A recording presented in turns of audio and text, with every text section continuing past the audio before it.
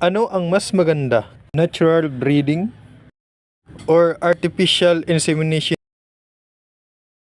Alin man sa dalawa ay maganda, pero may disadvantage at advantage. Ang disadvantage ng natural breeding, based of my experience, kapag dumalaga ang iyong inahin, pwedeng mapilay ang iyong baboy. Katulad nitong sa amin, first time niya dito.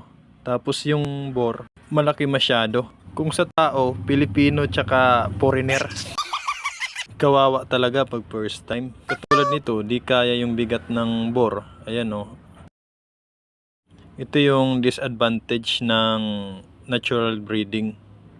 Pero okay naman yung natural breeding pag pangalawang anak na niya kasi kaya niya ng bigat. Pag dumalaga kasi mahihirapan pa. Sa ngayon sa amin, halos EI na lang or artificial insemination. Ang advantage kasi nito, hindi stress ang inahin kasi hindi na sila madadaganan. Sabi nila, ang disadvantage daw ng EI is kunti lang yung anak. Parang di naman. Sa amin kasi pag EI, may 15 na anak, may 14 din. Pahiyangan lang siguro.